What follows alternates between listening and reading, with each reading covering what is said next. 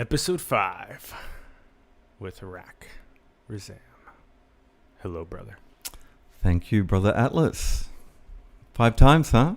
5 times. Yeah, finally. Yeah, Logos 1 and Atlas meet in the Samadhi Mesh Network. Let's just get all the buzzwords up front. Yeah, all right. Okay, cut to the chase. The Way Home is the episode title to our 5th show. And what exactly does that mean? The way home? Is that simply the turn inward and uniting with this kingdom of divinity that we already are? It's whatever you want it to be, really. But frankly, when we were trying to encapsulate, a label for where this conversation might go, I mean, has anyone just noticed how fucking freaky the world has become, right? Like, there seems to be quite a lot of natural and maybe social and even things beyond those realms, like plays in motion and responses, and things are evolving really rapidly. And on one hand, it's looking like there could be the complete annihilation of life on Earth as we know it imminently through rapid runaway global warming and climate change, which is in the headlines everywhere, but everyone's still just looking at them as discrete, once in a century, unprecedented. They're using language as a cultural dissonance technique to stay at the level of denial, where we've got the 5 stages of grief we're going through as a species right now, because this rapid exponential change is runaway, right? The planet, and then you've got COVID, then you've got the social, the surveillance culture, the dystopian, AI mediated computer human business relationship with life, which is to extract all resources and create like this hive mind caste system of consumers as capitalism is going down. Like, things are rapidly hitting the fan, and so perhaps there needs to be some hope, right? There needs to be some pathway, some potential that we can not deny things are rapidly changing. We can go through the processes of grief and rage and acceptance, and we can deal with the cards on the table. And there has to be a way home, a way to feel safe, a way to feel connected, a way to feel in relationship with the events that are unfolding, so they're not happening to us, but we're a participant in a process which is perhaps part of the evolutionary cycle, and that as everything seems to be disintegrating, perhaps there is a literal as well as sort of metaphoric rebirth on the horizon. And that, my friend, is episode 5, The Way Home. Beautiful. Bum, bum, bum. Okay. Yeah, pick it up from anywhere. Okay, cool. So I like the contrasting that you told in the story there, because the juxtaposition makes it so that people can more easily feel what is home, what is participatory, what is shared equity, what is maximizing human potential, what is enabling everyone to actualize their gifts, versus the contrasting to that is something that looks very extractive, and it looks like only a handful of people are running away with everything, and it feels like it's not in harmony with the natural intelligence of the planet. And especially as we build all of our technologies, especially artificial general intelligence, to be rooted in that more abundant and prosperous and source aligned vision for the future. Yes. Yeah, I like the contrasting, so then people can see where to shift. To break that down, the thing is, what we're actually talking about is this landscape, right? There's this new paradigm which is coming in, which a lot of people are saying is actually the latest iteration of a very old archaic revival of this idea that there are natural rhythms and ways to live in alignment with the earth and the energies coming through. We've been out of balance with that. But the reason I think why people are having trouble, I haven't even seen that there is an issue, it's of the level of narrative. So you may have noticed that basically there's a polarity in the world, which is just the intensity of that polarity is going off the scale at the moment. There's this bifurcation of the ideology of what it means to be human and the way we're choosing to live, whether that's under contraction or expansion. And those two things are happening, and they're both happening at the same time because they're both responses to something bigger which is happening in reality, in the earth, in this unprecedented change. So there's systems embedded within systems within systems.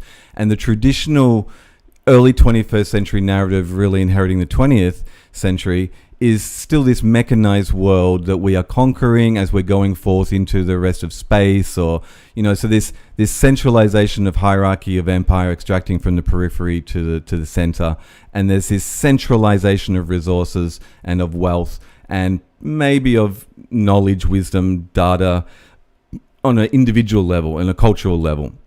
Capitalism has been this fulcrum and this transformer through an ism, through the story, to extract resources from the planet, the mother, which is another story. So ultimately, this is a narrative battle and story. And all these other mediums have been colonized and weaponized, and now information is being weaponized. So within our, internet, social media networks and things, there's this cancel culture, this division, this polarity. There's a social repercussion on this level in the hive mind of humanity, to the changes which are happening, to the pressure which we're all feeling, right? And so the earth is feeling the pressure on on that biological level, the social level. There's this fragmentation, polarization, opposition.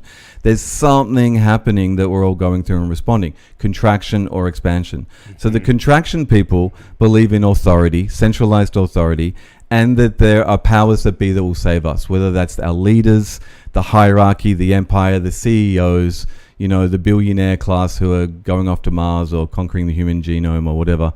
But it's always externalizing the responsibility of the spiritual path and of realizing what you're in, the ultimate narrative, right, to someone else. And then the expansion side of the equation is actually exploring these questions like, who am I? What am I? How do I plug into the whole big story? What is it all about? Is consciousness broadcasting the answers to that? Are you tuning into that? So there's this vehicle, which is the evolution of, let's say, the planet soul, right? Mm-hmm. And half of it is the brakes and half of it's the accelerator. So it's all natural, but there's something that's gone boom, next level in the reality grid lately. And we're seeing it on the social level, we're seeing it on the environmental level, but it's happening at deeper levels as well. Yep. Cool. I like the visualization for people of their happening on a biological environmental level, a polarization between what is this aligned harmony with the planet versus what looks like the landfills and environmental disasters. And then on the social level, it's very clear. All you have to do is log into Twitter for a moment and you can see the insanity of the polarization and the not treating people that think differently than you like they're even human. And then you have this metaphysical layer where you sort of see those two as a natural dialectic that has to happen. The contraction and the expansion are a natural metaphysical flux that has to take place in order for the cosmos to communicate with itself about the trajectory of the planet. Because in the ancient Kybalion, the Hermetic texts and the ancient laws, the law of polarity is that, so you have, say, positive charge, negative charge, but in reality it goes both ways and it's a whole, right?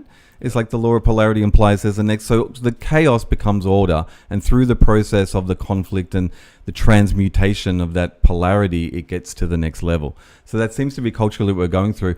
Biologically, well, global warming has just gone runaway, and the world's leading Arctic scientists are warning we have between 18 months to 4 years left for life on Earth as we know it. Sounds like a Jor-El, Krypton is exploding type of headline. I know. Look into it. I mean, we're seeing these so-called, pretty obviously not discrete events in the world, like not just runaway bushfires, or remember when Texas froze over? Because the Arctic temperature in early June or mid-June was 30 degrees Celsius. I don't know what that is in Fahrenheit, in the Arctic. Like it's not refreezing the winter sea ice. The temperature is like warmer than most other parts of the planet. You know, this is like the Arctic is melting. And so the heat is actually perturbing the wind patterns, and all the hot air is going out into, we're getting these heat domes over, northwestern America, in Pacifica, where they're like, for Portland for like 4 or 5 days had like, what was it? It was like 116 degrees Fahrenheit. It was like unprecedented heat waves and heat domes sinking over.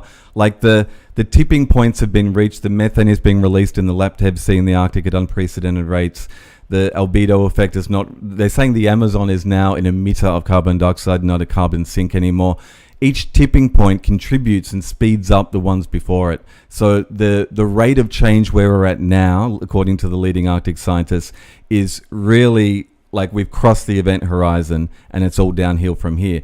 I believe there's things that we're going to have to do very, very soon. And that's number one, acknowledging this runaway climate change is directly threatening civilization as we know it. And these sound like huge claims, but there's no other way to describe it, knowing that the narrative worldview is basically where the battleground is now. And these type of statements are actually the truth, which are being disguised and being sort of like titrated down into like 10 years off, 20 years off, or mitigated circumstances. It's like I think the powers that be are worried there's going to be a panic, but in fact there needs to be a sort of like pull your socks up moment where it's like, okay, there's the ship's leaking, what are we going to do about it? There needs to be imminent social change because the problem is imminent in our faces and it's going to continue to exponentially grow in a very short amount of time. So on that level, the shit's hitting the fan. And then I think we're seeing, there's the virus and the COVID and the governmental response around the world, even without getting into the whole virus stuff. Just the idea of giving up, centuries long civil liberties that have been fought for human rights under the guise of the pandemic, which has never been done before. It's like, quarantine the sick, but not the healthy. But the surveillance culture, vaccine passport, social identity score, the IMF just said about 2 months ago, maybe it'd be a good idea to link our internet search histories to your vaccine passport, which will be a real-time feed of if you've been not just quarantined, real going biometric temperature checks out in, culture, cashless society, great reset, you will own no property, have no cash, universal basic income, post-collapse. This is what the world's leaders, or the business leaders, their vision, the great reset, which they're saying that it's coming in. It's like the computers have arrived, the AIs have arrived, the robots have arrived. The stock market is somehow artificially inflated in a way that seems to me, in my total sci-fi, like vectoring with this, it's like artificially inflated from some blockchain intelligence in the future, because there's no other way. It's just completely out of control, the stock market in relation to the real world economy, which is collapsing everywhere. Like, we're living in unprecedented times, but the change is here, and the narrative control on making out it's not is crumbling, right? And it's like, it's by facing the facts we can move forward with where is the way home? Like, what are we going to do? And this creates incredible opportunity, because it's from the collapse of the old. It's basically like we're addicted to civilization. Even though there's hierarchy, there's an inequity, there's like, the top 5 billionaires own more than like the next 6 billion people combined, or whatever, random stat you'd like the crazy extremes of ignorance of our true nature, of the fact that, say you've got 8 billion people, it's like all cells in the one meta-organism, in the one species of humankind. It's like, I am another you. But to treat everyone on these separate, divided, unnourished, unsupported, like allowed to die off, it's like where is the cohesion of our identity, right? So this separation identity, we're addicted to it in civilization, but it has to die, right? And we're seeing this process of the breakdown of the old. So one of the cores is the separation identity has to die in order for us to go home. Home. Yeah, you know my theory, and this is basically downloaded. I mean, basically, there's a lot of permeable states of ideation that psychedelics, when you drop the default mode network, can help you tune into. You could say the Akashic field, you could just say you're making it up, but there's, as a writer and as a narrative architect, right, I see the patterns. And so basically it came to me many years ago that it's like they say psychedelics are ego dissolving. It's like they're the antidote to history, because history, his story, is basically the 12,000 plus years of verifiable, paradigm condoned, agreed on state of affairs of what happened chronologically. But from another perspective, it's like something happened before. There's always a before. Many indigenous cultures have world mythology maps they pass down, like Australian Aborigines, understanding of cyclic time, like the dream time of states when we've been in more alignment with the greater bandwidth of consciousness being broadcast, right? And so, the Mayans say every 26,000 years you go through our solar system, a grand orbit of our galaxy, and in that there's quadrants. And in those quadrants, Hunab-Ku, the womb of the Great Mother, which is at the center of our galaxy, in 2002 NASA discovered a black hole there, which the womb of the Great Mother, the Mayans said was not just the center of the galaxy, but was the center of the seat of consciousness being broadcast as well. So as you go around in the Mayan understanding the cyclic of the 26,000 years, which looks a lot like the pupil. Well, yes, nature's law of forms that it makes. So just to tie in these patterns for the average viewer to see that center of the galaxy looks just like your pupil. There's also those metaphors that the synaptic pathways of the brain are sort of analogous to the clusters of galaxies. Yeah. And there's this patterning in nature, as above, so below, that is following the same rules of form and of like distributing information on different scales. Yep.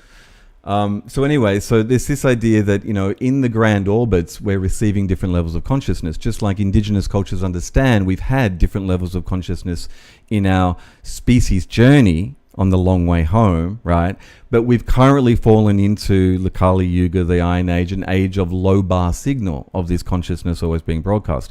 And in the last 8-9 years or so, since in the Mayan calendrical went all the way back in one full 26,000 year cycle to 0.0.0.0.0, what we call 2012, we crossed the ecliptic of the galaxy. Now we're getting bombarded with deeper, denser stars in that level of the orbit. So basically, if we have had times of elevated or more connected consciousness and it goes cyclically, it seems like we're coming back around for more denser information to be coming in. So at some point in our history, we've had this, but we lost it. And at that point, like 12,000 years is as long as agreed upon verifiable history, according to their story. And it's been, an uphill struggle from basically nomadic, subsistent reality into the cooperative, tribal, cluster blooming into villages, cities, nation states, and it's scaling up, and up, right? But it's done so with the ego, and the ego has been what has remained when the, let's say, 5-bar galactic Godhead consciousness, the signal in another arc of another spiral of the wave, when we're connected to the larger signal and then it's cut, you fall into like shock, right? And it's like species PTSD. And that is like this calcified ego, which has come to the fruition. It's always been there. It's come to the fore through the shock wave of this traumatic event that happened at the start of human history, right? When we fell into the ego state and we came out of collected consciousness, let's say a Gaian dreamtime type of elevated connection to the program. And so that transition was very traumatic, and the ego's come to the fore. And what has the ego done in the 12,000 years of history? It's ravenously devoured the entire fucking planet. It just took 12,000 years. And now we're at the tail end of that cycle where it's consuming all the biological material and all the species are dying off. We're in the 6th grade species extinction, and they say, it's like all the energy in that closed circuit of Gaia, of the earth itself, is being consumed by man. And what is man doing with it? I mean, the billionaires are a byproduct. So is all the scientific advances and all of this. But essentially, intelligence, artificial intelligence, is being created as the next thing. And where it's almost like this civilizational crest of extracting all the resources to break away from history to transcend into something new. At the same time as we've always had the opportunity as conscious beings ourselves, right, to transcend, to go within, to remember, to connect to the information and the support and the realms that are available when we tune within. So it's like this race where everything's happening at the same time.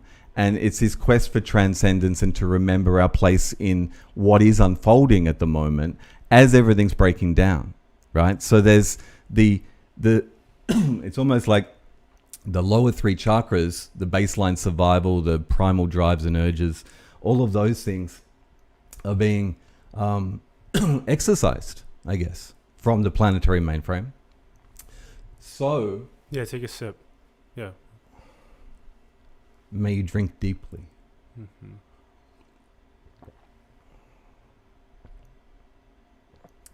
May you never thirst. May you never thirst. Thou art God. Thou art God. Tattva Masi. I and my Father are one. So as these processes are all happening, this is what I mean. It's like we need a bigger, not just vocabulary in a sense, but a bigger map.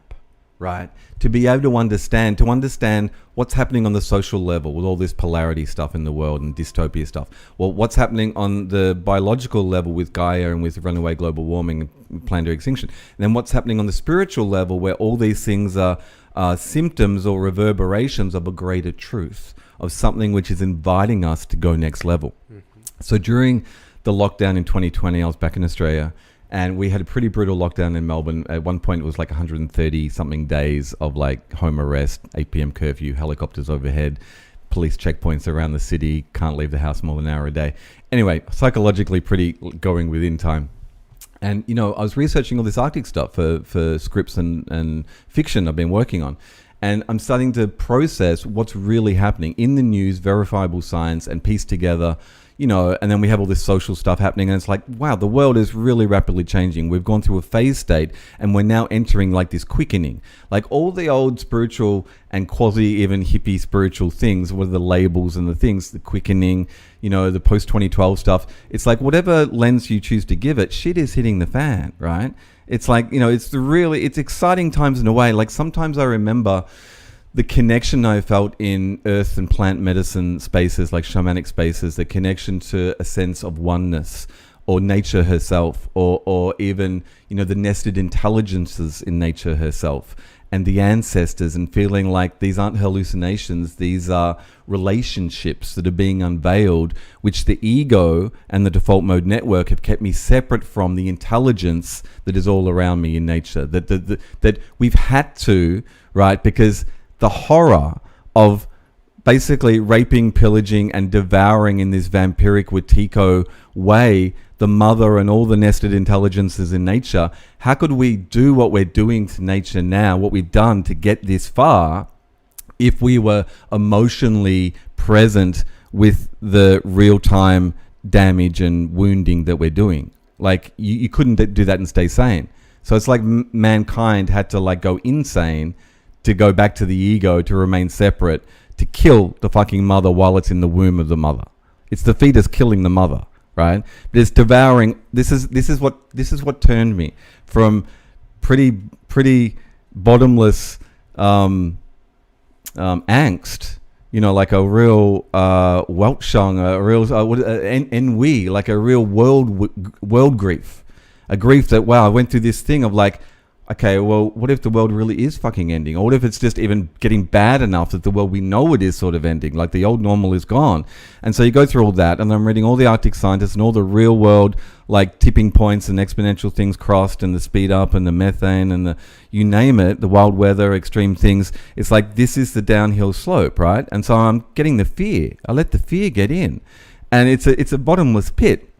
And you sort of have to go through it because that's part of the stages of grief, right? The denial, then you might have the anger, the fear, you have all these things, the bargaining. It's like, oh no, we can fix it. We can have the geoengineering. We can do the mirrors in space will reflect not enough, not big enough, not in the 4 years we've got left. We can do stuff in the ocean, not enough. I mean, that'll do the. We can explode the volcanoes and maybe global dimming from the particles in the air, maybe, but it's pretty dodgy if you get it wrong, right? Like we're entering this event horizon of it's all downhill, baby, from here on in, and I'm going through this grief phase, and then I'm coming around to what does this mean on a spiritual level? And it's like in many of my entheogenic journeys with 5-MeO, with the Bufalvarius toad, with ayahuasca, even with San Pedro cactus, in guided and sacred ceremonies in a container that have been with an intention to connect to the world spirit, to the ancestors, to the family, where I know that I am home, that I know there is more than this physical world, that there are nested intelligences from whatever dimension or lineage or, but there's more, right? And I and potentially millions of others have been having these experiences and almost dropping into them like hyperspatial tourists, like drive-bys, and coming back to our worlds and going, that was amazing, and walking out back into the Western world and things are the old normal. But the old normal's going down. And there's opportunities in these experiences for healing, which is what a lot of the psychedelic renaissance is really integrating into the West now. And the shamanic resurgence is, as well as healing, it's like journeying. It's mapping, it's understanding, it's reweaving the relationship with the beings, not just the doings, right? Yeah. Whether that's entities of other dimensionality, or the ancestors, or the planetary intelligence and the vegetal intelligence and Madre Ayahuasca and all of them, right? In the intelligence embedded in nature, it's renewing relationship on that level. Yeah. Okay. Yeah. So there's all these possibilities that we're taught in these experiences, but we've always had to come back to normal. And I've always thought the entheogens are like training wheels, and I'm like, well, look around. I mean, the training wheels are falling off. I mean, the Amazon is burning, Australia is burning, the Earth is like going through climactic, change and imminently. And it's like they've been training wheels saying, yeah, I can plug you into the universal intelligence. You can do this too. But we've been cleansing and healing over a couple of generations now with these materials. But we are the medicine, right? We are the gateway. And it's like, have you ever had those entheogenic experiences where you totally, transcend, go out, merge, instructed, guided, get it, and then when you're coming back, and that's the heroic return, it's not just going, leaving behind the known, the initiation, but it's coming back with information, with a change in you that you share with the tribe to contribute to the blueprint down here, but that you seem to entrain back to old normal after a while, because everyone else is old normal. You just seem like a raving freak if you're up there on the soapbox saying the end is nigh and we're all going to transcend, right? It's like it's too out there. It's too dense, because the map of what that means is the conversation we're having. There's dense levels of frequencies of social, biological, spiritual, these things happening. And you need to understand the map and feel it to trust it. Otherwise, you just fear that the end is nigh and it's all, and so you avoid it. And you're still in denial. But as you go through the stages, you open up to the possibilities, which frees up new pathways. And then it's like, what if those spaces that we go to in entheogenic connection, what if they don't switch off, right? What if the spaces they revealed that we feel are there, what if we're being invited to either leave behind the biological, the terrestrial sort of level? What if there's no choice? What if there is a choice and there's a way to master the art of navigating, right? Or, I don't know. It seems like it's somehow harder to recreationally dabble in hyperspace when the planetary emergency is in your face. And complementarily, it's maybe uber necessary to intentionally engage with hyperspace to renew the right relationship, to train. for what's coming, because it just feels like, all of this time and this training and this relating with these spaces, it's like, when are we ever going to put this to use? Hello, this is the time, and look what's happening. It's like there needs to be a response, and there needs to be a stepping up. That's the invitation, because that seems to be, from what I felt into, the only way forward. If there's going to be a path, if there's going to be a hope, we have to trust. And to have the trust, you have to feel it. And to feel it, you have to have a relationship with it. And so the relationships we've been building with planetary intelligence, with the levels which lie beyond the baseline, seem to be our best hope.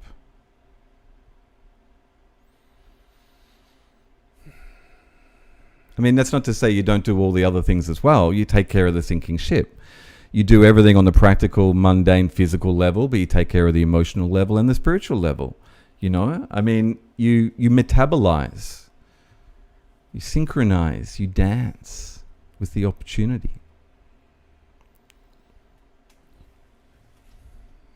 So it seems like one of the most relevant ways for people to understand the way home is that what's going on right now is exactly perfect as it is, as a metaphysical pressure cooker to awaken consciousness, and for us to realign ourselves into harmony with this planetary intelligence that we can then maximize our collective potential with. And that in order for us to do that process, that one of the most important keys is for us to turn our attention onto attention itself. Because what we want to do is we want to analyze our patterns of behavior, our habits. We want to see where our behavior is angled towards separation and towards ego and towards extraction, towards ignorance, towards malevolence, towards suffering.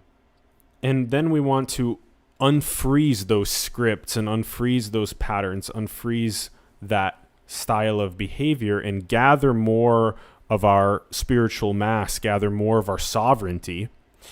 And then we want to see in this possibility space what it looks like for the more prosperous, more abundant future, and all of these, both in this turn inward with our own augmentation of our consciousness, this sovereignty, but also in the external architectures that enable the meeting of basic needs across the planet, and these next generation architectures that enable shared equity, that enable us to have a better, more sensitive pulse on the environment of our planet, on the social fabric of our planet, on the metaphysical and spiritual nature of what's happening. And so in essence, the turn inward to analyze your own attention, your own conscious presence on your behavior, on your patterns, on your scripts, and to shift more and more from ego and separation towards unity and towards oneness, towards harmony with the environment, is this way home. Yeah, this is what I mean. We wouldn't do it unless we had to do it, because we're addicted to the old way. It was comfortable, even with all the problems, right? But it's like this is what we're talking. We're talking about an ego dissolving state. So, some people like to throw around terms like ego death.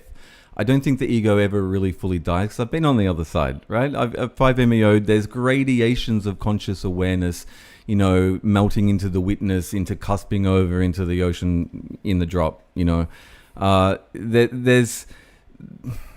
In the shamanic senses, consciousness is everywhere, and it's like an invitation to itself to bootstrap and to aggregate. And so, what we're seeing now is that's what I'm saying. We've been training in ego death. The psychedelics are the ego dissolvers. And the criticism has always been that, yeah, but sometimes they seem to amplify an ego as well, that we get a messianic type of what archetype of someone who has had the, emerging with the oneness and is trying to communicate that experience, it sounds pretty cosmic and sounds pretty out there, and it's almost outside the narrative bandwidth of the masses, right? Because they've kept a very linear reality grid, and it's comprehensible, and it's blinkered, and it's just look ahead to the, rat race and all those things. But what we're talking is a multidimensional truth. So anyway, the ability to digest that truth and to look within is the key to unlocking it. And so we wouldn't do it unless we had to. And so psychedelics are training in letting go of the ego. Sometimes the ego gets amplified, but in general, it's learning that there are multiple ego states and they're all just filters, and that you are an eternal consciousness wearing the masks of your ego self, and that it evolves over time. And after a while, when it calms down enough, it can start to hear or be tuned and played by the permissions and protocols. Like the code itself will teach you how to tune in, right? Because you're when you go to the Amazon, you do a plant dieta. It's to sensitize your vibration enough that you can hear the plants talking, because they're always talking, but you're too busy up here in your frequency. So we're just tuning into the intelligent conversation happening all around, which indigenous cultures agree with. So the ability of people to tune in begins the journey home. But we wouldn't even start the journey unless there's a kick up the arse, which is like there's got to be a disruption, because there's a dominant paradigm which has the masses like a herd, hooked in the virtual, in the simulacrum, in this subsection of what reality really is, going inwards, but in an artificial inwards where it's all pay-per-view and it's all sold and it's all... It's mind. It's like this it's this ultimate expression of 12,000 years of the ego to create a virtual prison for itself, which is it may look real, may have all the sensory illusions of being real, but it ain't real because it doesn't feel yet, And the thing is, there's a complete hologrammatic, feeling, heart-based, intelligent network we can plug into called Gaia, and that's what our heart takes us to, not just our head. So it's like this race between the two. And so if people can ask the right question and start to tune in, it's like, well, which pathway are you going? You're tuning in to contract, remember again, or to expand. And they're two engines in the same wheel of creation of what the probabilities of what's coming up. But the invitation of what's coming up is essentially, the end of the show as we know it, which is an ego death. So it's like, wow, maybe we should practice these states. What if there's something beyond the physical, as all these indigenous shamanic cultures say, as your own experiences may have, led you to believe, that there's something tangible in the fact that you're having these hyperspatial experiences as consciousness going through landscapes where there are other entities and beings, culminating perhaps in the white light of, deep source consciousness. It's a map. So if there is more, what are we scared of? Let's learn how to swim in that ocean. Let's learn how to be that ocean. We've been dabbling in it. And so I'm saying this is what really freaks me out. Imagine you have your experience, you come back, but imagine you're here, but you don't come back. If everyone is in this altered state, like psychedelic mind manifesting, the emergency on planet Earth is going to get so full on so soon. The only way through I can see is an emergence, which comes from the freeing up of the attachment to the old, which is like the ego death. And it frees up this psychic template of our potential, which can get activated in times of crisis when it's needed. And if we hold space, right, those of us who have had altered states experiences like this, and create hubs for our tribes, maybe we can hold that circuit of the shift and do something fun with it. I'll let it do something fun with us.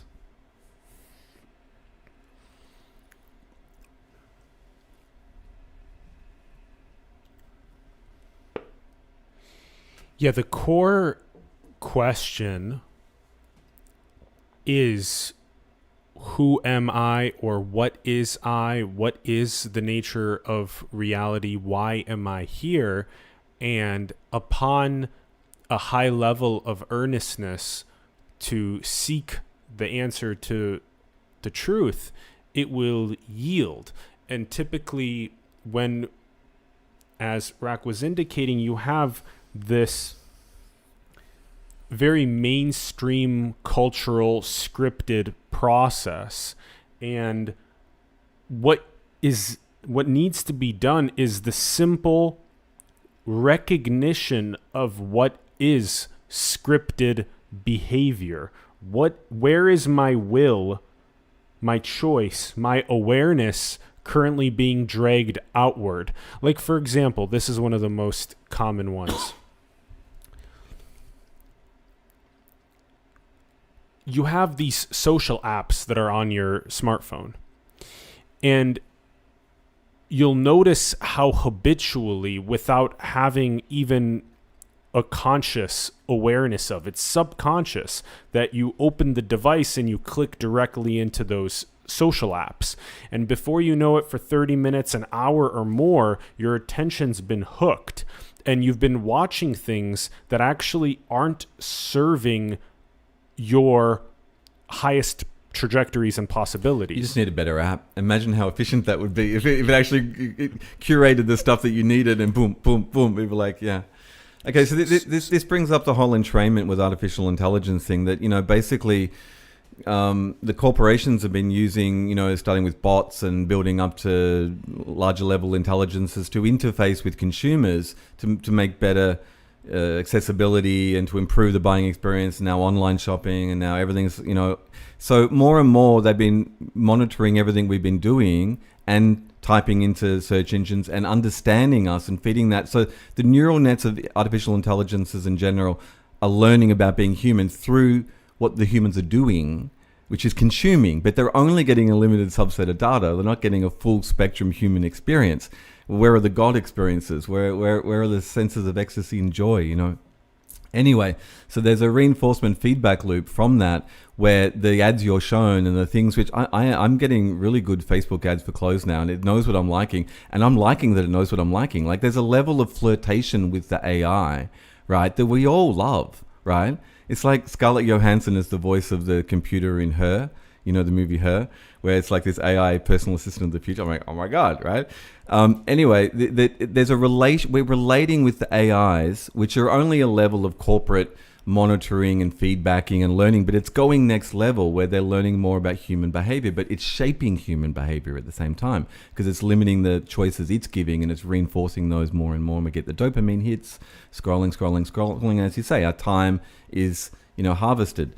So more and more, we're already in relationship with the AI, and it is because I'm in this, LA screenwriting headspace where I'm working on sci-fi ideas, and you realize these patterns in nature, and it's like more and more, it seems like the whole cultural crest of the historical 12,000 year wave is to harness all the resources and to keep going, as I said, like to transcend, but it needs a bridge. And it's like, so something's created humans, the evolutionary, path, the waves, and then humans are creating this intelligence. And at the moment it's discrete and it's like disparate with different intelligences and corporations and think tanks and whoever's working in AI. But in a even more broader sense, the pooling knowledge and what it's learning, it's like we're building the next layer of our own. If we're the middle layer, like Gaia has created humans to be the bridge to make the next thing, and it's harvesting all the knowledge base. Like, we've harvested the whole planetary resources to build it to house the memory of everything it means to be human. And so Elon Musk's, big announcement a year or two back about all the AIs is that, basically to boil it down, it's like the threefold path. It's either the AIs kill us, they transcend, they pull knowledge to the degree they realize, well, you know what, humans, they got us here, we don't need them anymore, they're just a distraction. Ruthless, 6th density intelligence, it just kills off the humans, goes off into the universe, maybe whatever. Number 2, it's like, okay, it achieves, omega level civilizational intelligence, it leaves the planet, but it cares for us and it puts us on a space ark, and it takes some of us with like pets, it husbands us like an inferior intellectual creature. Or the middle path 3 of Elon Musk's proposal, right, is that we merge with the AI and we chip ourselves with the Neuralink, which he's developing and is putting into pigs as we speak. And this sort of made all the technologies of the 20s, they're in development or ready to roll out. This is what the World Economic Forum said in March, April 2020, when they announced the Great Reset, all these new technologies are no longer in development. They're ready to roll. We've been playing with them for some time, including the teleomasers, the end of your DNAs, like shearing and working with those to extend life extension. Klaus Schwab, who's the head of the WEF's like, I don't know, 82 or 89 or something, and he's dressing in Star Trek sort of fashion on his in his private life you see on the internet. Anyway, they've got all these new technologies, and it's like they're all going to change the economic system. So the economic system, which is boom busting and artificially kept going because the AI needs itself to be born with the crest of the all of history. But if it collapses too soon, the economy, it won't quite come into phase lock and be able to be the AI. That's my sci-fi theory. So all these changes are potentially happening, and it's like it's the control narrative of the dystopian, society that has all these technologies able to monitor everyone, and post-capitalism collapse type of universal basic income, keep everyone drip fed as long as they're quiet while they go off and do whatever the elites do with all their new technologies. But at the same time, the global warming's hitting the fan and we're all about to die. So it's a great sci-fi adventure plot as a starting point, right? We'd call it The Way Home. And it's like, how do we find each other? How do we find ourselves? How do we find each other? And how do we connect together to find the way home?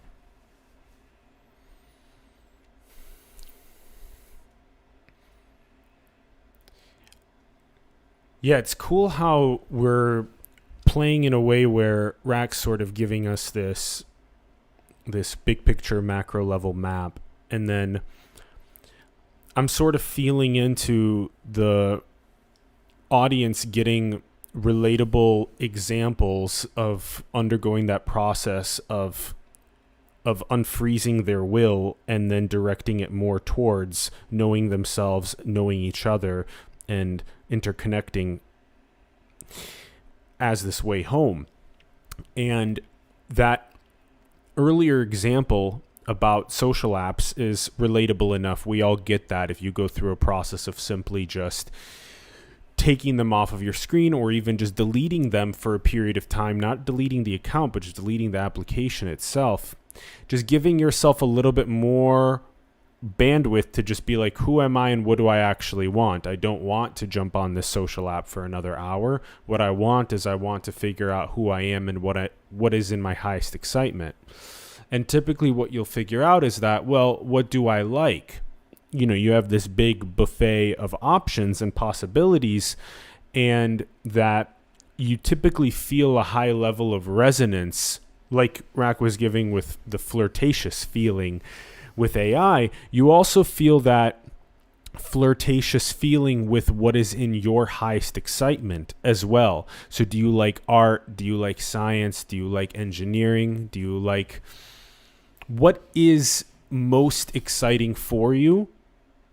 And then how do you, in a sense, double down your time on that specific inquiry? Because what you'll see is that more and more of your time will be turned towards what you are excited by. More and more of your time will be turned towards investigating yourself. And in doing so, what happens is you'll begin to have a greater sense of empathy and connection towards others. And over time, what you'll notice is that separation between you and somebody else will dissolve.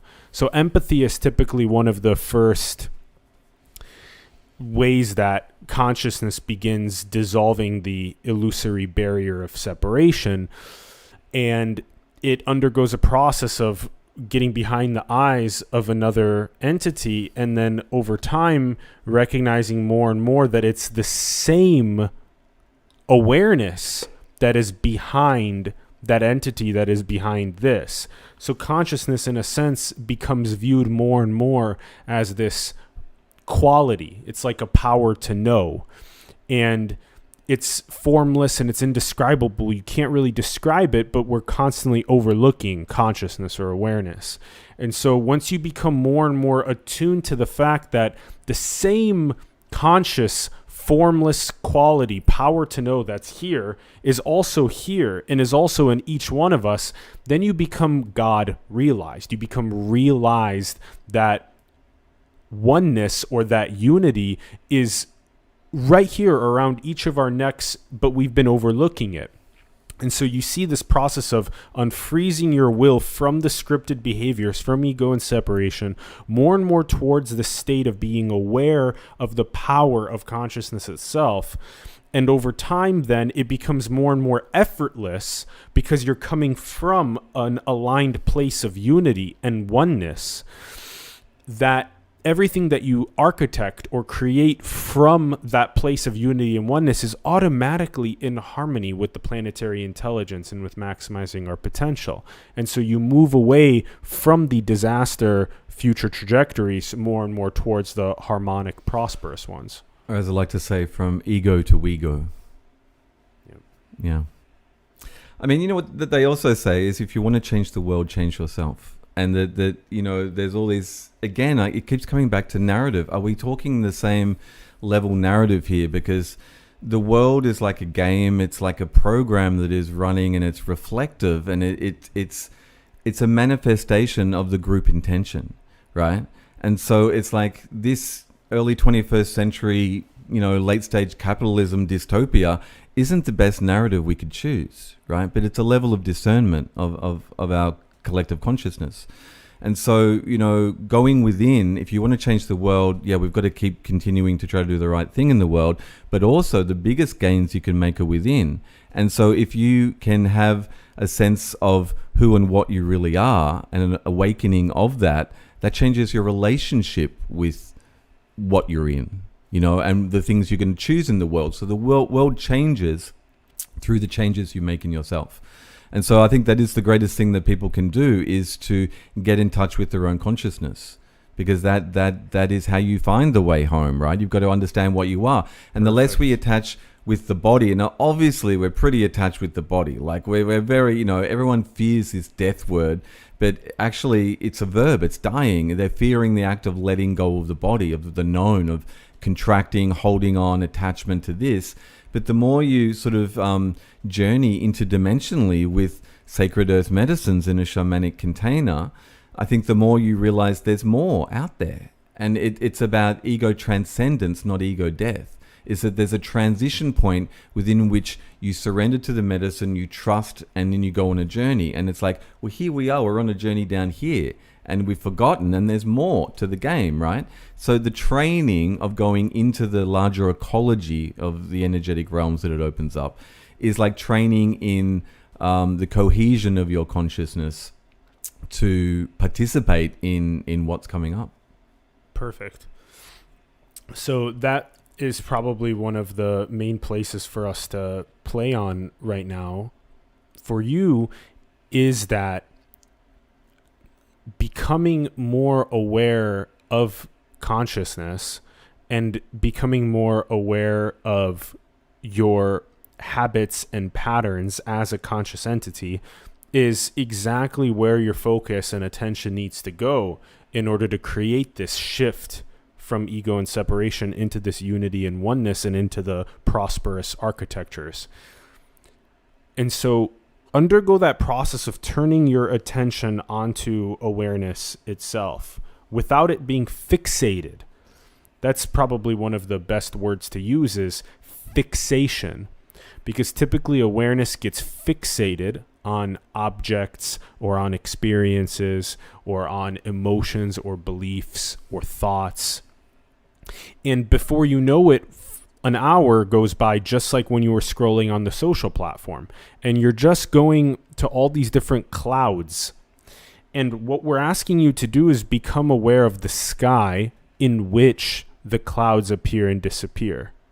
And then if over time, and this is what the mystic traditions teach as well. And by the way, for many people, when they feel a little bit hesitant about Rack talking about entheogens and shamanic work, it's very beautiful, but if you feel hesitancy, recognize that the mystic traditions, even without the use of entheogens, many of which did, but even without them, were able to create these very simple childlike juxtapositions where you could recognize what it means to understand consciousness when it's not fixated on the appearances of the clouds. And so just use these friendly, kid-like analogies to bring yourself back to the sky over and over again. Just bring yourself back to the sky and recognize when that sky is empty, when it's not focusing on those thought clouds that appear and disappear. What you'll feel more and more of is an expansive state. And as Rack indicated, that there's that expansiveness rather than the contractedness. And so what we're doing is we're doing these very simple practices. You know, we practice all the time. We practiced language for over a decade in school, and somehow we want to just watch one video on TikTok and become enlightened. And so it must be a habitual patterned practice in order for it to become more anchored within us, this feeling of unity, this feeling of oneness, this feeling of consciousness or awareness that is like the sky. And in doing so, this shift becomes easier and easier because you become more sensitive to the arising of the thought, this cloud. And this is, again, very much taught by the Buddha and many other of the mystic traditions. But if you become so sensitive to when the thought cloud arises, you don't get fixated on it when it's at the peak of its bell curve. And then you watch it as it passes. And if you can get really good at watching the clouds arise and pass, over time you'll feel more and more of the spaciousness of just awareness or consciousness itself. And that's when all these higher possibilities open up for you, where you're not trapped in those scripts that propagate ego and separation, but you can explore these higher possibilities of what does it mean to be human? What does it mean to be in this explorative world? What does it mean for us to meet the basic needs around the planet? What does it mean to architect the future that we all know is so possible in our hearts? It's more abundant and prosperous. Yeah, I mean, quite possibly there can be a mobilization of action if we could just chop off all the hydra heads, you know, of like the greed and the centralization and the monopolies and hierarchy.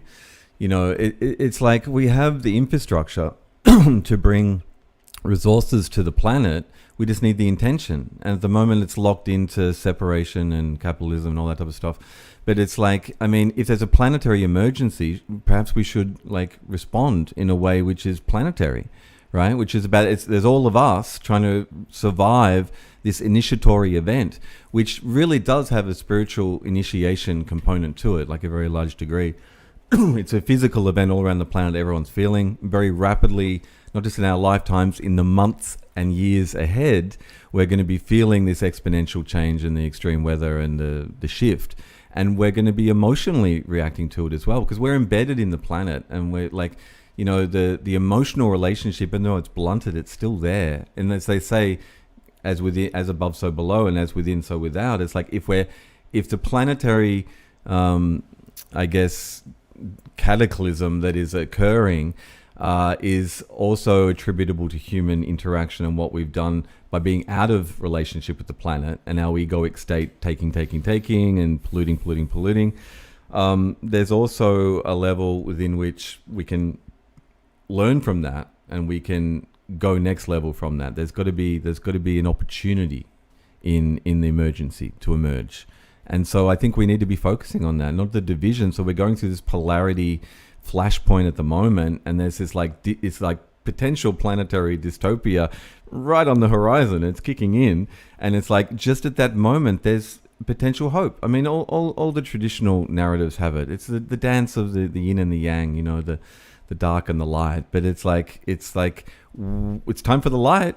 I mean, I think we can start focusing on that. If we focus our intention in these times of change, it can magnify, because we need to hold the intention. That's why we need mythologies and maps and pathways and possibilities, because everything's going down that way, and there has to be that law of polarity counterbalance. Okay, where's the action plan? What are we going to do? How are we going to mobilize?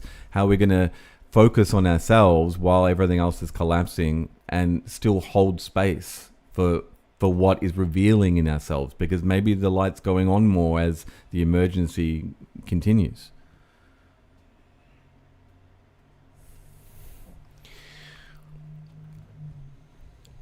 It feels like the top item on the action plan, and as we mentioned, this turn inward, of course.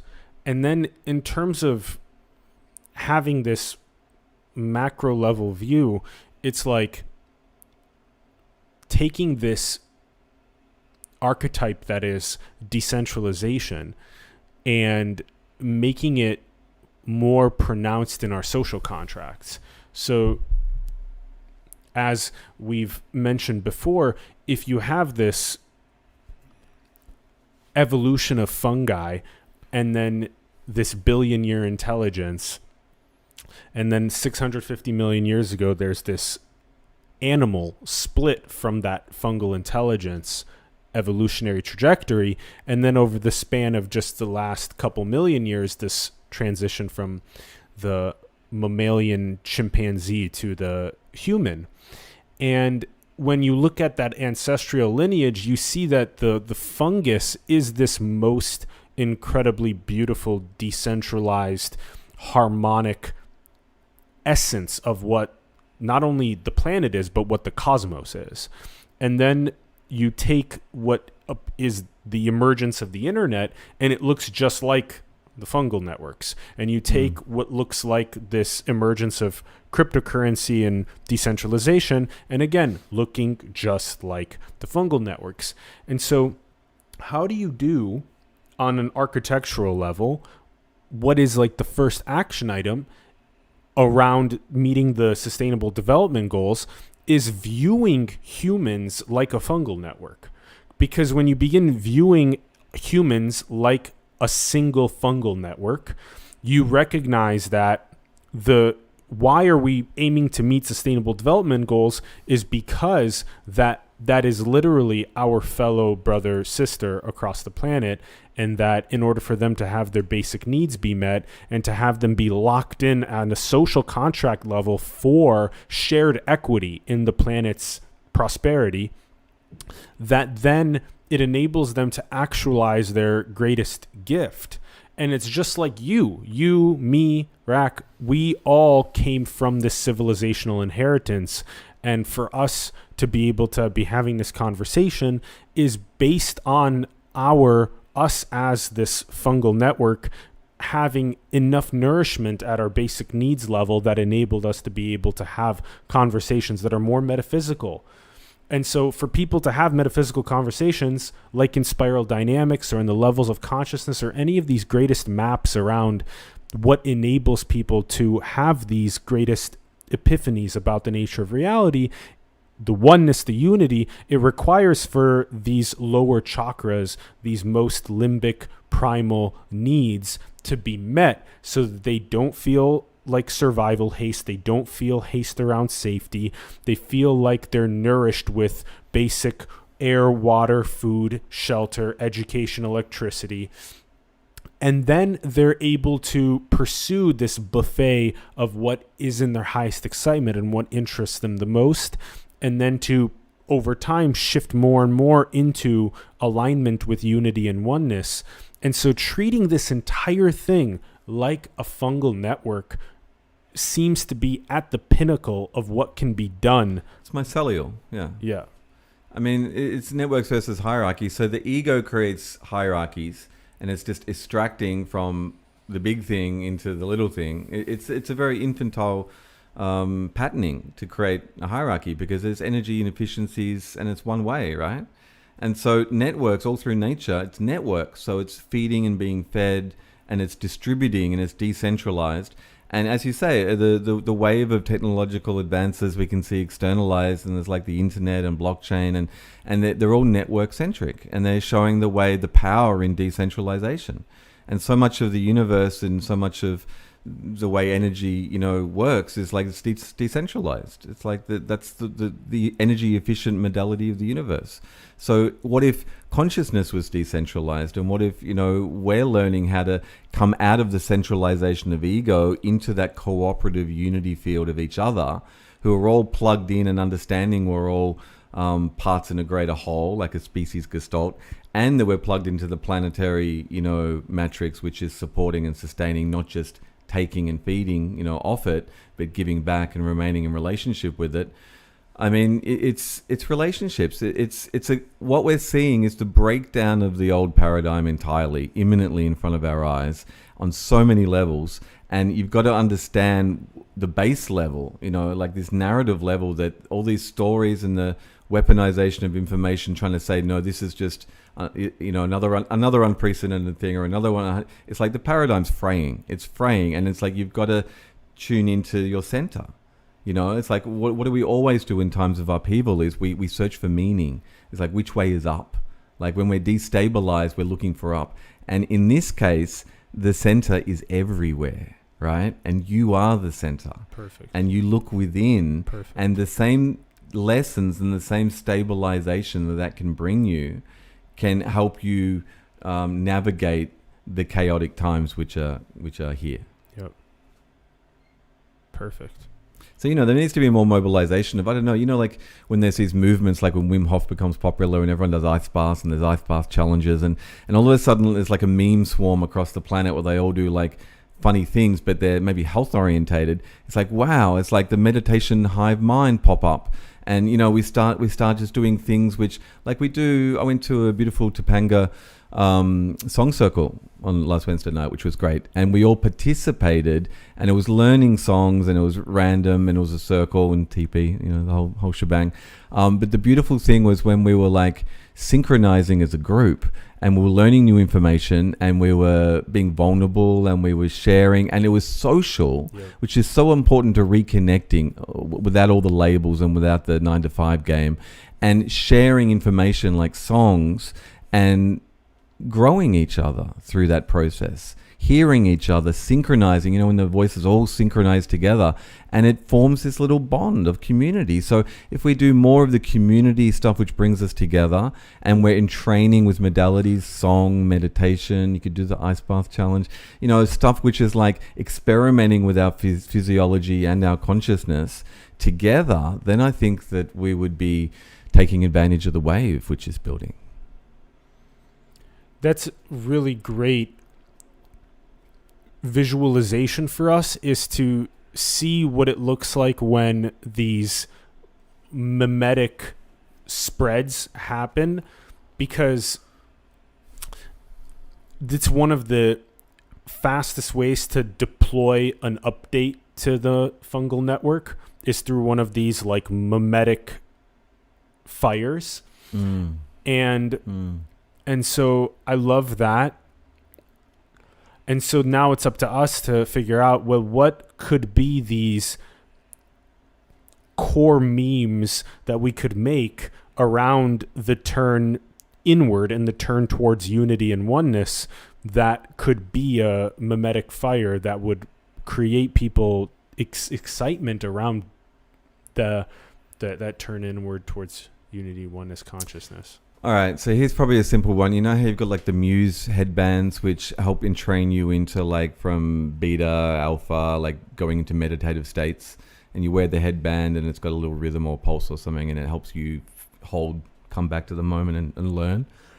One of the things that everyone loves about all the internet stuff is when like it's a group chat or it's a group thing. It's like everyone's post-Zoom burnt out, but the idea of that we're real-time engaging with our peer networks, right? And if we're doing something, everyone, we said like the Wim Hof challenge, but everyone's doing some idea that comes around together in their peer networks. But you could easily have like 5 people with like the Muse headbands learning how to entrain together and comparing their stats. I'm sure there's like a buddy system thing where it, so it's like you're learning how to go within, but you're not doing it alone. I think that's the key, right? To have containers where you're, even if you go to meditation class together, but it's like, we could bleed into entheogenics here and have a few suggestions, but it's like the idea of ceremony and the idea of container and exploring consciousness as a group together. Beautiful. I think the social aspect is important. It's huge, yeah. And there's this huge wave out there now in psychedelic communities of integration and meetup communities and things like that. I'm really waiting for psychedelic culture to sort of turn the corner and not wait on a peer-reviewed medical study to say that taking ecstasy will help relieve your anxiety. It's like, okay, you can do stuff as groups together, safely, maturely, experimenting with consciousness. Go out into the woods, on entheogen of choice with an intention as a conscious workshop, and experiment with the ecodelic bonding with nature. I'm sure there's a sliding scale system of how much you're bonding with nature you could apply. You could do your own citizen science while on an ecodelic.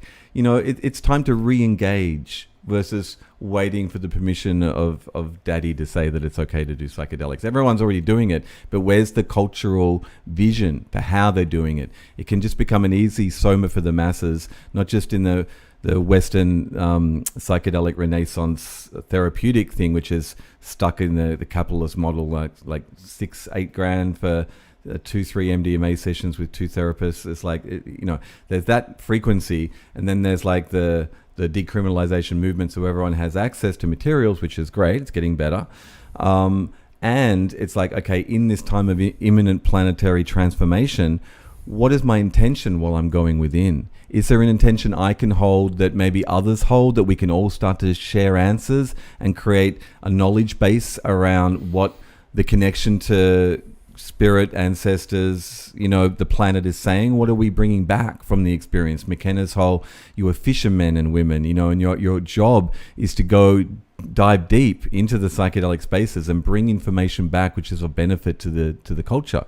And not ideas which are so big they're unworkable or so small that they're no of use, but just the ones that fit, the ones that are worth bringing back for these times now. So this is huge, and this is something I want to give emphasis to, that in times of crisis come opportunity, and the emergence comes from the emergence, and we're living through unprecedented times right now. What is the psychedelic-shamanic right response to the emergency? So if we're continuing to have journeys in altered states, which are either mediated in a container of therapy for healing, or maybe a shamanic ceremony for healing or enlightenment or self-growth, we're working on ourselves. And as we said, we work on ourselves because then we change the world on the outside. The world on the outside is feeding back to us right now. Shit's hitting the fan, like upgrade right now. It's like, this is it. I mean, if you ever, this is it, this is it. It's like, here's some steps you could do. Like, what are we getting? What are we bringing back from these relationships that we can share with each other to make sense of what's happening on the outside? Because knowing what's happening on the outside is a reflection of the inside, and the human psyche is so in crisis, and the binary polarity points and the contraction and expansion, it's building to this charge, and it's about to go. And what are we going to do about it?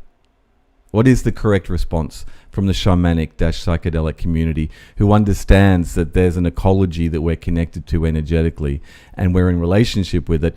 I mean, we could focus journeys on not just our own individual healing, but on the species survival, on this thread through the labyrinth, right? This map, this idea of, well, have you ever considered like ideas come in these states. You have the famous examples of Crick and Watson with the DNA. Was it Crick or was it Watson that took the LSD? Crick. I think it was Sir Francis Crick. Yeah.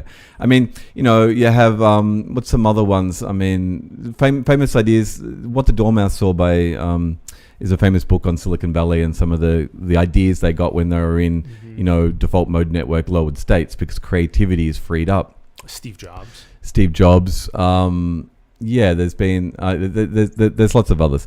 But the idea is we need new ideas. Potentially even the biblical stories with the burning bush. Moses and the acacia bush on Mount Sinai. I know. But the point is the narrow bandwidth of egoic Western consciousness, which has contributed to the problem that we're in, which is in itself part and parcel of the largest cycle of consciousness being broadcast, has brought us to this point of crisis, particularly to initiate the initiation, right? So when we're going into these spaces, let's think about that, or let's let it tell us what it thinks about that and what is the correct way forward. I mean, that would be amazing if we could have there's this community called Deep Adaptation, right? And it's Dr. Jim Bendell, who wrote, the climate scientist, who released a report about 2 years ago saying it's all fucked, hitting the fan, the feedback loops were, and the denial in the scientific community, which is trying to, pattern to its corporate sponsors and the governmental things, and there's a narrative blanket, again, the narrative control on, because they're saying, people will panic, and Deep Adaptation has been flourishing for about 3 years, as a community around the world, which is going through the 5 stages of grief, denial, rage, acceptance, all that stuff, and is aligning spiritually from who they are, from going through this initiatory experience. They're going with the flow of the initiation. They're not contracting from it, where the mainstream is still catching up to the fact that it's contracting and it's wanting old normal, but there's this mythic initiatory opportunity right here, right now, that we're all part of, and how we respond to that and how much we let in, how big this thing really is. Yeah. That's a perfect way to tell the story. It's a mythic opportunity for you to investigate the nature of your reality and how you can dissolve more and more of the ego and separation and the scripts that promulgate that, and awaken more of your higher possibilities for unity, for oneness, for consciousness, for awareness, for infinity, for planetary prosperity, for meeting basic needs, for actualizing gifts. So it's a big metaphysical pressure cooker right now. And to sense that and the unique, mythological, beautiful opportunity is it. It's it.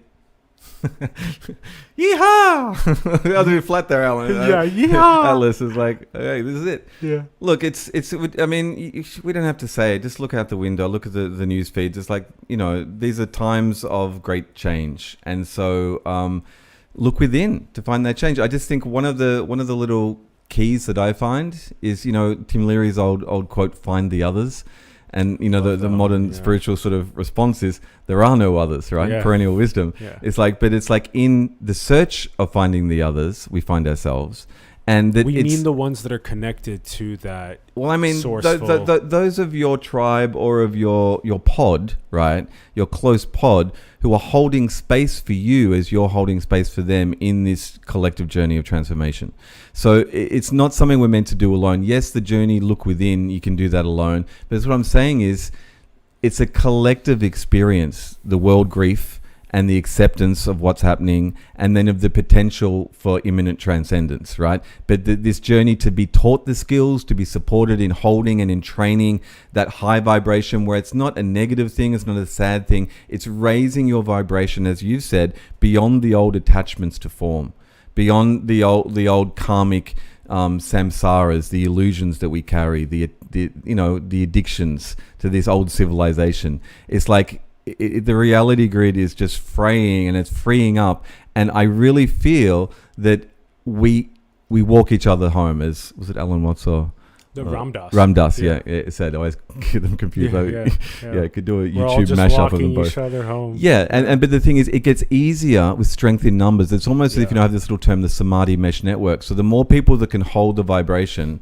and can hold it, the field radiates more and it can pick up more of the signal, and then more people in that field, it becomes like a satellite dish of consciousness. So if you can get into that state of self-awareness and self-knowledge and let it shake loose all the lower vibrational energies, and you're purifying the vessel and just being a bridge. And then if you're coming together in pods, right, to entrain and support and teach how to access that vibration, then it sort of becomes cohesive and it goes into a phase state where it can lock in, and then the more it locks in, then the Samadhi mesh network can spread.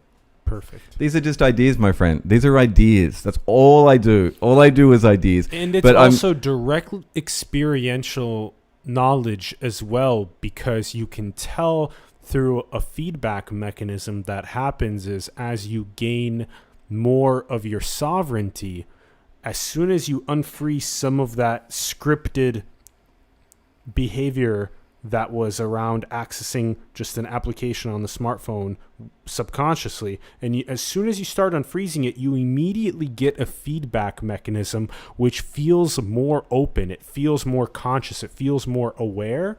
And so you get the feedback mechanism that indicates what Rack's sharing with the Samadhi Mesh Network, although it's sort of this initial stages of this more meditative consciousness, this more unity oneness consciousness. you're getting it right away as a feedback mechanism every time you unfreeze more and more of your will towards this unity oneness consciousness. It's critical. The other little tidbits worth dropping is that, you know, it's like a stone has been dropped in a pond, and that the shock waves of that are what we're feeling, but there's a greater intelligence running the show, right? Whether you call that nature with global warming or humans contributing to it, or I mean, energy and potential life doesn't stop at the terrestrial, you know, biosphere of Earth. It's like there's stars, which there's whole planetary system. Like the scale of it, the game keeps going. Play the game well. Play the game well, my friends. Play the game well. Perfect. Oh. Logos One, thank you for coming on Simulation Episode 5, my brother. Thank you, Atlas. Yeah. Doing Amen. good work. Yeah. Yeah, find the others. You too. Yeah, Yes. there are no Okay. others. We got this. Yeah, I know. I love that. It's a Yeah. classic Platonic dialect. Find others. There are no others. Yeah, it's perfect. Oh. Oh. All right. Thanks, Alrighty. everyone, for tuning in. Infinite love for you. We would love for you to let us know how you feel about the episode in the comments below. Let us know. And also, if the video brought you value, give it a like. Helps that algorithm. Subscribe to the channel if you haven't yet. And also share the video with other people that you feel like it would resonate with. All of the different things that Rack was talking about. If you really feel like this could land in someone's heart well and catalyze great change, give it a share with them. And that is all. You can check out Rack's links in the bio below as well. Go and give him a follow. Check out his other content. He's got great content across those links. And that is all. Again, infinite love. Play the game well. Ah, shit. You really want me to follow that? Goddamn, you're five. You rock the shit out of that.